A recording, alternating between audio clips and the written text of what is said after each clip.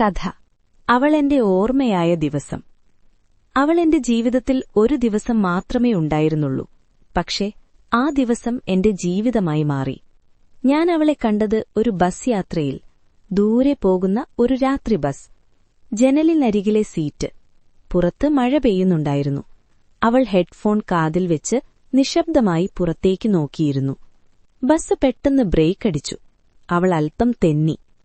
Sorry, അവൾ പറഞ്ഞു. അവളുടെ ശബ്ദം എന്റെ ഉറക്കം മുഴുവൻ മാറ്റി. അങ്ങനെ ഒരു ചെറു സംഭാഷണം, പിന്നെ മൗനം. പക്ഷേ അത് ഭാരമായിരുന്നില്ല. അവൾ പറഞ്ഞു, നിനക്ക് രാത്രിയാത്ര ഇഷ്ടമാണോ? ഞാൻ പറഞ്ഞു, പകൽ എല്ലാവരും കാണും, രാത്രി നമ്മൾ നമ്മളാവും. അവൾ ചിരിച്ചു. ആ ചിരി ഇരുട്ടിലൊരു വെളിച്ചമായി. ബസ് മുന്നോട്ട് നീങ്ങിക്കൊണ്ടിരുന്നു. നമ്മുടെ സംസാരങ്ങൾ പതുക്കെ നീണ്ടു. അവൾ പറഞ്ഞു, എനിക്കെല്ലാം വിട്ട് ഒരിടത്തേക്ക് പോകണമെന്നുണ്ട്. ഞാൻ ചോദിച്ചില്ല എവിടെ, എന്തിനെന്ന്. ചില സ്വപ്നങ്ങൾ ചോദ്യങ്ങൾ ചോദിച്ചാൽ പൊളിയും. രാത്രി കൂടുതൽ ആഴമായപ്പോൾ അവൾ ഉറങ്ങിപ്പോയി, ജനലിനരികിൽ തല ചായ്ച്ച്. ഞാൻ അവളെ വിലക്കിയില്ല. ആ നിമിഷം നഷ്ടപ്പെടുത്താൻ എനിക്ക് മനസ്സില്ലായിരുന്നു. ബസ് ഒരു സ്റ്റോപ്പിൽ നിർത്തി. അവൾ കണ്ണു തുറന്നു. ഇതാണെന്റെ സ്റ്റോപ്പ്, അവൾ പറഞ്ഞു. എനിക്ക് വാക്കുകൾ കിട്ടിയില്ല. അവൾ ഇറങ്ങുമ്പോൾ ഒരു നിമിഷം തിരിഞ്ഞു നോക്കി. ഇന്ന് രാത്രി നിനക്കൊപ്പം സംസാരിച്ചത് എനിക്ക് വളരെ ആശ്വാസം തന്നു. പിന്നെ അവൾ പോയി. ബസ് വീണ്ടും നീങ്ങി. എന്റെ കൈയിൽ അവളുടെ ഒന്നുമില്ലായിരുന്നു. ഫോൺ നമ്പറില്ല, പേരുപോലുമില്ല. പക്ഷേ എന്റെ മനസ്സിൽ അവൾ നിറഞ്ഞിരുന്നു. ഇന്നും രാത്രി യാത്ര ചെയ്യുമ്പോൾ എനിക്ക് തോന്നും, ചില ആളുകൾ ജീവിതത്തിലേക്ക് വരുന്നത് നമ്മോടൊപ്പം തുടരാനല്ല, ഒരു രാത്രി നമ്മളെ മുഴുവൻ മാറ്റാനാണ്. അവൾ എന്റെ ഓർമ്മയായ ദിവസം ഇന്നും എന്നിൽ ജീവിക്കുന്നു.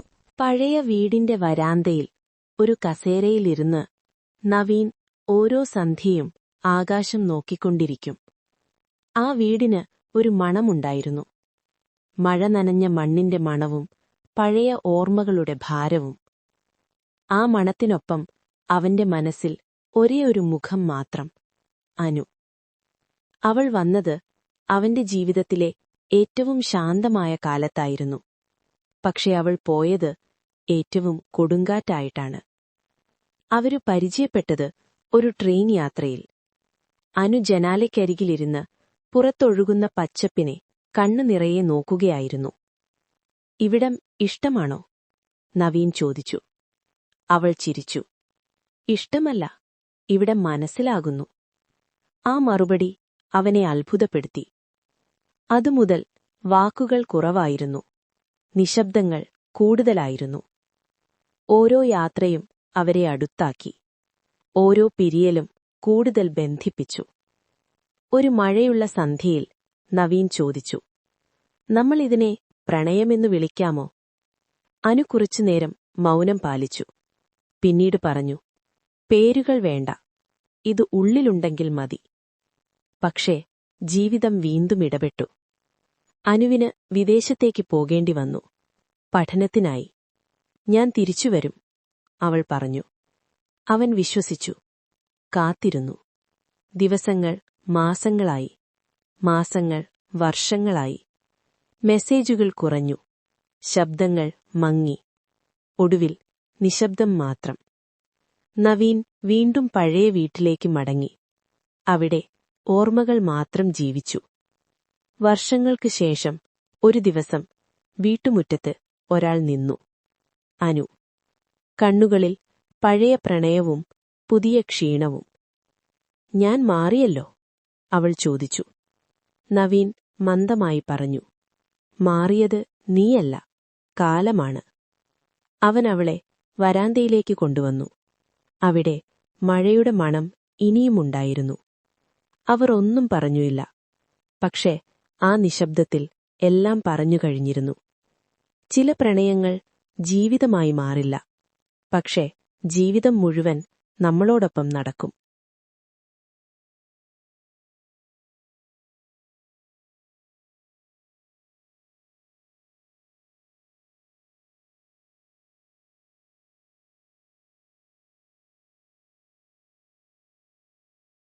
കഥ അവൾ വിട്ടുപോയ വെളിച്ചം. അവൾ വന്നത് എന്റെ ജീവിതത്തിലേക്ക് ഒരു വെളിച്ചം പോലെയായിരുന്നു, ശബ്ദമില്ലാതെ. പക്ഷേ പോയത് ഒരു മുഴുവൻ ഇരുട്ട് വിട്ടുപോയ പോലെ. ഞാൻ താമസിച്ചിരുന്ന വീട്ടിനു മുന്നിൽ ഒരു തെരുവുവിളക്കുണ്ടായിരുന്നു. അത് ഇപ്പോഴും അവളുടെ മുഖം പോലെ മൃദുവായി തെളിഞ്ഞിരിക്കും.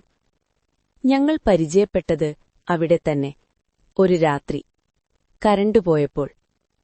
അവൾ പുറത്തേക്കിറങ്ങി ആകാശം നോക്കി നിന്നു. നക്ഷത്രങ്ങൾ അവളുടെ കണ്ണുകളിൽ വീണതുപോലെ തോന്നി. ഇരുട്ട് നിനക്ക് പേടിയുണ്ടോ? ഞാൻ ചോദിച്ചു. അവൾ ചിരിച്ചു. ഇരുട്ടല്ല, ഒറ്റപ്പെടലാണ് പേടി. ആ വാക്ക് എന്റെ നെഞ്ചിൽ ഒരു വിളക്കായി തെളിഞ്ഞു. അന്നുമുതൽ കരണ്ടു പോകുന്ന രാത്രികൾ നമ്മളെ ഒന്നിപ്പിച്ചു.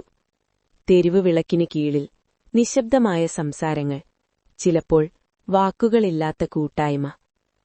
അവൾ പറഞ്ഞു, വെളിച്ചമുണ്ടായാൽ ഇരുട്ട് ഭയപ്പെടുത്തില്ല.